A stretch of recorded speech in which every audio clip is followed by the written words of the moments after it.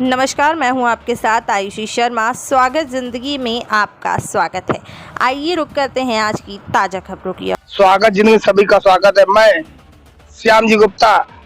आज सिया कांडल में श्री देवकीनंदन ठाकुर जी महाराज ने प्रेस वार्ता रखी है, जो आज दिल्ली में धरना प्रदर्शन है। आइए देखते हैं देवकीनंदन ठाकुर जी का क्या बड़ा बयान आ रहा है। आइए आगे चल के देखते हैं। उन लोगों से पूछो, दो बच्चे अच्छे, उन्हीं से पकड़ो, उन्हीं को पूछो। दादा हमको मरवाने का प्लान कर रहे होगा, या तो दो बच्चे सबके लिए अच्छे, तो सब इन्वॉल्व करो ना। संकट देश में बढ़ता जा रहा है और आप समझे नहीं हम क्या कह रहे हैं। दो बच्चे सबके लिए अच्छे, और चच्चा करेगा 20 बच्चा, ये जायज है क्या? जायज है ना? दो बच्चे सबके लिए अच्छे। और हम तो निवेदन करेंगे, अभी खैर हमको ज्यादा मत बुलवाइए।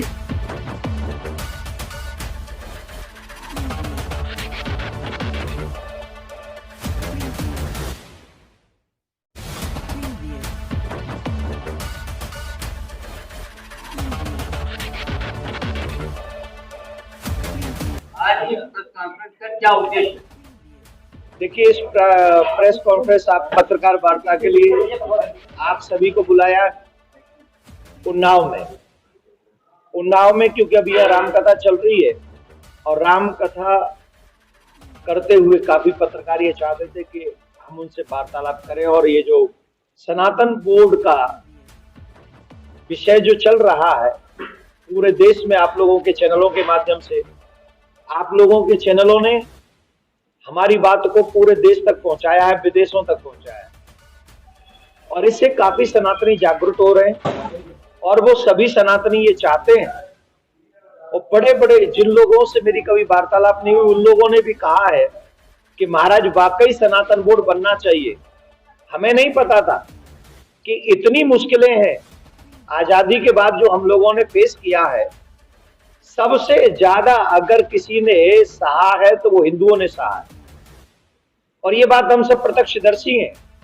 हमारे अधिकार को ले लेकर दूसरों को दिया गया। हम ये नहीं कह रहे हमारे देश में कोई भी रहे, ये देश सेकुलर कंट्री है, लेकिन जो देश सेकुलर कंट्री है उस देश में एक विशेष समुदाय के लिए सारे दरवाजे खोल दिए जाएं लूटने के, और दूसरे समुदाय को बंद कर दिया जाए कि तुम कुछ कहोगे ही नहीं, ये गलत है। अगर इस देश में आजादी के बाद वक्फ बोर्ड बनाया गया, उसी समय सनातन बोर्ड का निर्माण होना चाहिए था। मंदिर, देवालय, पूजा स्थल, तीर्थ, हमारी गुरुकुलम परंपराएं, गौ माता की दशा,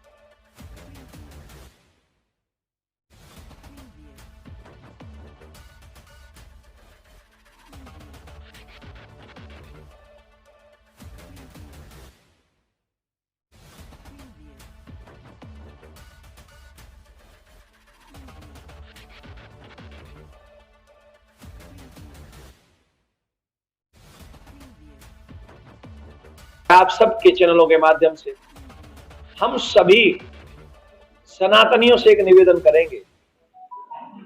मुझे मालूम है कि आप बिजी हैं, मुझे मालूम है आपकी दुकान पे आपको जाना है, मुझे मालूम है कि आपको अपने काम पे जाना है, मुझे मालूम है कि आप अपनी लाइफ में बहुत बिजी हैं, लेकिन मुझे एक चीज और मालूम है जो शायद आपको मालूम नहीं है, कि कल आपका बहुत अंधकारमय है अगर आज इकट्ठे नहीं हुए तो।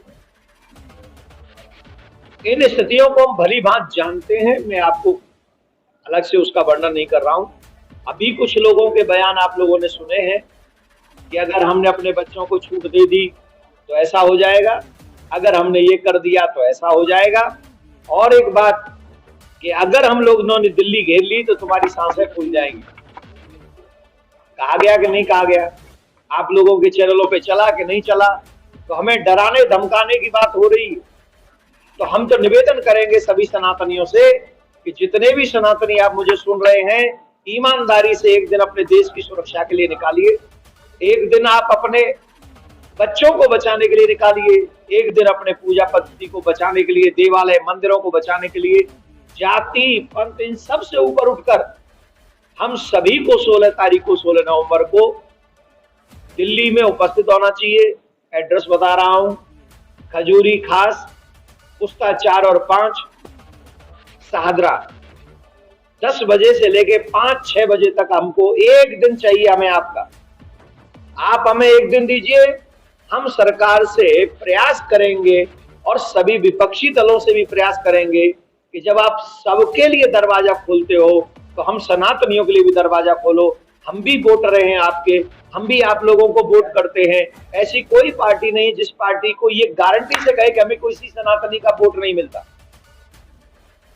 सबका वोट हम सनातनियों का वोट सभी पार्टियों को मिलता है। तो हमारी रक्षा करने कौन आएगा? अरे बांग्लादेश में इतना बड़ा बवंडर उठा, बांग्लादेश में हमारी बहन बेटियों की इज्जत लूटी गई, बांग्लादेश में इतना बड़ा इतना पूरा नर्सिंग दृश्य देखे गए, हम लोगों से देखे नहीं जा रहे थे। ऐसे भीषण दृश्य हम लोगों ने देखे। उस पे डोनाल्ड ट्रंप बोले, अमेरिका के राष्ट्रपति को बांग्लादेश में हिंदुओं पर अत्याचार दिखाई पड़ा, पर मेरे देश के नेताओं को बांग्लादेश में हिंदुओं का अत्याचार नहीं दिखा। क्यों नहीं बोल रहे भैया? क्या हम जब सब मर जाएंगे तब बोलोगे? क्या प्लानिंग है? हमारा भी अधिकार है इस देश पे। इस देश पे पहला अधिकार किसी का है तो वो हिंदुओं का है और किसी का नहीं है। तो हम तो अपने अधिकार की लड़ाई लड़ रहे हैं। अरे वो नारा आया था ना, जिसकी जितनी संख्या भारी उसकी उतनी हिस्सेदारी। अरे बोलो ना पूरा, डर क्यों रहे हो? उसकी उतनी हिस्सेदारी, राइट? सनातनियों की पूज्य गुरुदेव जी के माध्यम से आम सनातनी को, प्रत्येक व्यक्ति को यह आह्वान किया गया है कि सनातन बोर्ड के गठन के लिए 16 तारीख को हम सबको दिल्ली पहुंचना है। इस प्रकार का उत्साह उन्नाव में हम सबको देखने को मिल रहा है।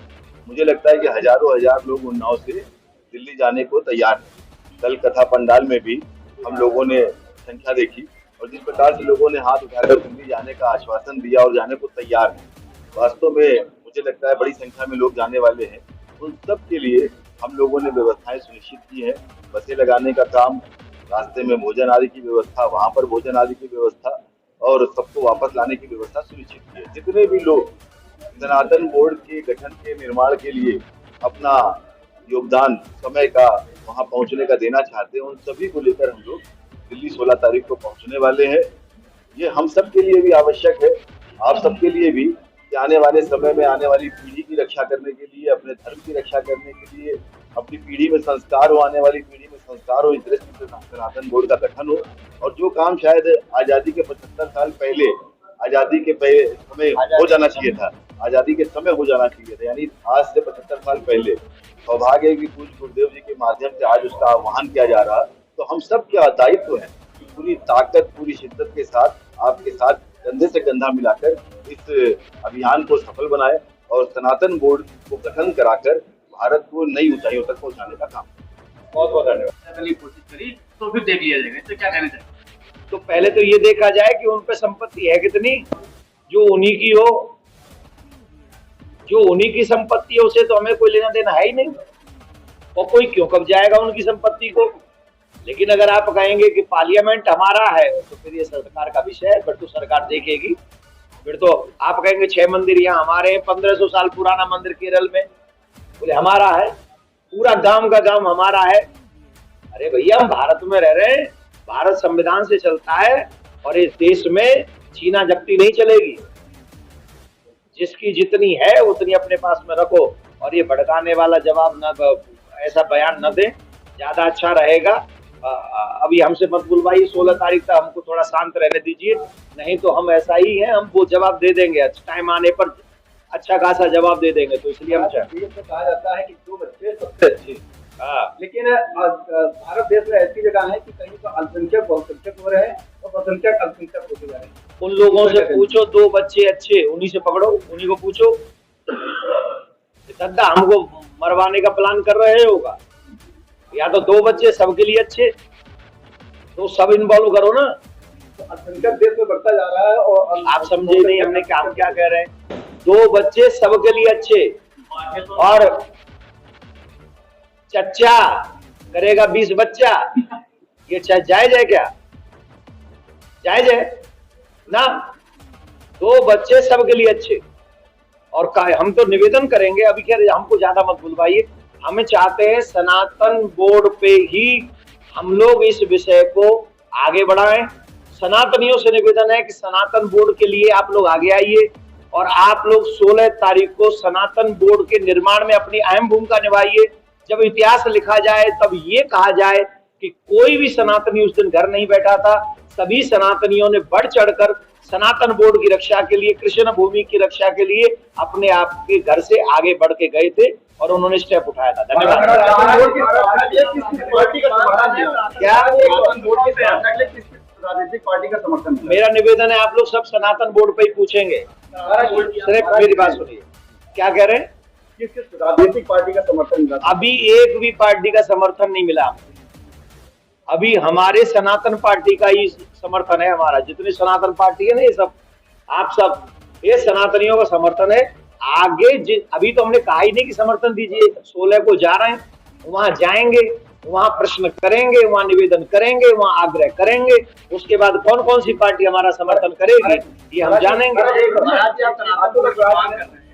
लेकिन सनातन बोर्ड में कौन से प्रमुख ऐसे बिंदु हैं जिनको आप रखेंगे सरकार के? प्रमुख बिंदु हैं, कृष्ण भूमि का निर्माण हो, और सबसे बड़ी बात है कि मंदिर प्रणाली जो है वो शंकराचार्य, जो हमारे धर्माचार्य हैं, पूजा पद्धति जो है वो हमारे शंकराचार्यों के माध्यम से चले। अभी हम लोग और जाके वहां विचार करेंगे, अभी और विचार कर रहे हैं। हम तो ये भी मांग रखने जाना, अगर संतों ने हमें अनुमति दी तो ये दिया कि हिंदू बच्चियों का विवाह सिर्फ हिंदू लड़कों के साथ ही होना चाहिए। ये भी सनातन बोर्ड में हम कहीं ना कहीं इन्वॉल्व कराएंगे, जिससे हमारी बहन बेटियों के 36 टुकड़े ना हो, ये भी उसमें हम रखने का प्रयास करेंगे। ऐसी बहुत सारी चीजें हैं जिनको सनातन की रक्षा के लिए उस सनातन बोर्ड में कहीं ना कहीं इन्वॉल्व करेंगे। कल जो है योगी जी के ऊपर बड़ा गंदा बयान दिया है। लगातार कभी कभी जो है भारतीय संस्कृति को लेकर के लोग, ये नेता चाहे सपा हो चाहे कांग्रेस को, लगातार जो है सवाल उठाती रही है, विरोध करती रही है। आज उन्होंने संतों के ऊपर एक बड़ा सवाल खड़ा किया है। क्या कहा? उनके वस्त्र को लेकर कहा है, उन्होंने कहा है कि भगवा वस्त्र पहन करके और वो राजनीति से दूर रहे।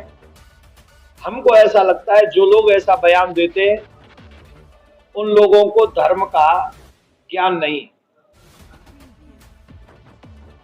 साधु संत समाज के ना सिर्फ मार्गदर्शक हैं बल्कि समाज के रक्षक भी हैं। हमें ये बात भूलनी नहीं चाहिए, हमारे साधु संत समाज जो है रक्षक भी है। मैं इतिहास के नाम गिना दूं, द्रोणाचार्य का नाम सुना है? कौन थे? बाबा ही थे ना, बाबा थे।